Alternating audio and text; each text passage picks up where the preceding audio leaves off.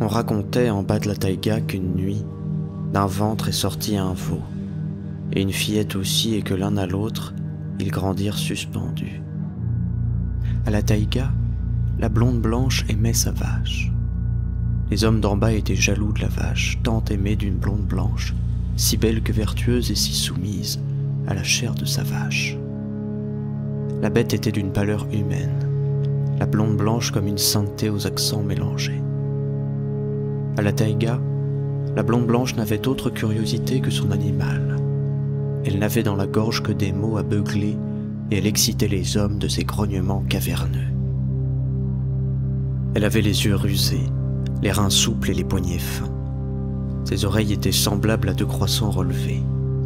Bientôt sa poitrine serait profonde et large, ses formes, déjà harmonieuses, présentaient une musculature forte. Sa peau était grasse et d'un remarquable goût de crème.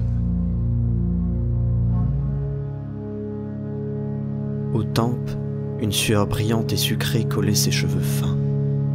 La petite avait des mouches plein les yeux. Sa bête était une docile aux yeux clairs, encerclée de cils blonds. De sa tête légère, un museau allongé pointait vers l'avant et lui donnait une allure raffinée. L'animal chatoyant avait les cornes en lyre.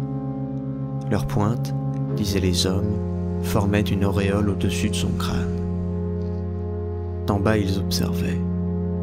Ils voyaient la fillette acquérir une santé splendide, poussant tout en force et en plein fumier. Ils auraient voulu s'y enfoncer un peu, à la taïga.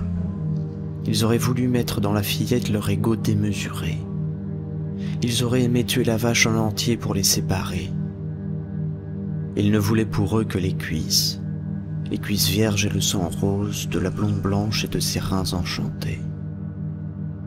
Les hommes d'en bas disaient que leur blanc était le péché. Ils disaient que leur blanc de bête et de fillette les faisait bouillonner. À la taïga, la petite demeurait pauvre dans son esprit. Elle voyait les hommes s'approcher et oubliait de s'en méfier. Elle restait bornée, vide de pensée et pleine de son bovidé. Les hommes en bas disaient aussi qu'un jour elle engendrerait, que le fumier partirait et qu'il la féconderait.